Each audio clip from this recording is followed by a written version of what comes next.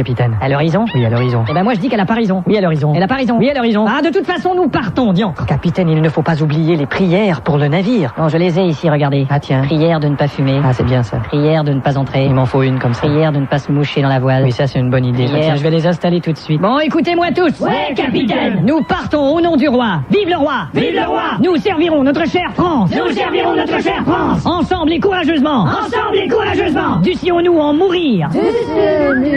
Suivez le voyage de Cartier dans le prochain épisode. Envoyé en expédition par le roi de France, Jacques Cartier s'approche des côtes de l'Amérique. Sire Cartier! Sire Cartier! Sire Cartier! Oui, du calme, qu'y a-t-il? Il y a De Grenelle qui est atteint du scorbut. Et où il est, de Grenelle? Pour l'instant, il est sur la petite Hermine. Qu'est-ce que c'est que ça, une drogue? Capitaine, c'est un de nos navires. Alors on va s'en approcher. Qu'on prépare le treuil. Bien, capitaine. Qui est au treuil? Daniel. Daniel, au treuil? Ouais, c'est lui. Mais c'est que j'en ai marre de le voir dans tous les films d'époque. Moi, c'est pareil, mais j'ai plus rien. Garçon, Ouais, capitaine. Nous allons amarrer la grande Hermine à la petite Hermine. Par la poupe ou par la proue? nous allons les amarrer ensemble. Ouais, mais par la poupe ou par la proue? Mais qu'est-ce que vous me chantez là? On attache les deux bateaux ensemble, c'est clair? Mais par la poupe ou par la proue? Bon, mais qu'est-ce qu'ils disent, Demeuret? Faut pas lui en vouloir, capitaine, c'est un chansonnier, c'est pas un vrai marin. Bon, laisse tomber, garçon. Ok. Par la poupe ou par la proue ou par la poupe ou par la proue? Vous voyez? Qui c'est qui m'a foutu un équipage pareil? Vous entendez?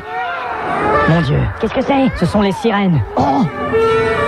Attention tous, bouchez-vous les oreilles tout de suite. Quelle tentation! Leur charme est irrésistible. J'ai toujours rêvé de caresser une sirène, moi. Je vous le conseille pas. Non? Ces histoires de caresses avec elles, ça finit toujours en queue de poisson. Il paraît, ouais. Vous avez entendu ça, non? Vous avez entendu? C'était des sirènes, Jonathan.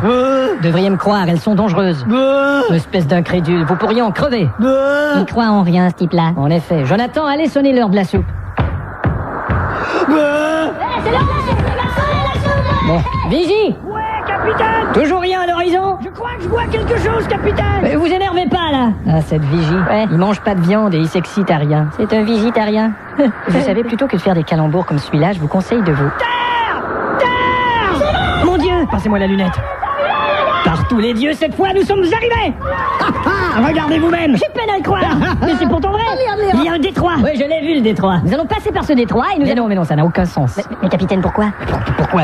Parce qu'on peut avoir la mauvaise surprise d'y rencontrer des récifs. Des récifs. Mais capitaine, vous savez très bien que le détroit est assez large. Allez, donnez-moi de meilleures raisons. Parce qu'on ne connaît pas l'issue de ce détroit et qu'on risque d'allonger notre trajectoire. Mais capitaine, si on ne prend pas ce détroit, on ne va nulle part. Alors pourquoi cette décision? Parce que j'ai dit qu'est-ce que vous voulez de de vos agents de pénalty, le chien! Ah, ça j'admets que je n'y avais pas pensé. Jacques Cartier débarque au prochain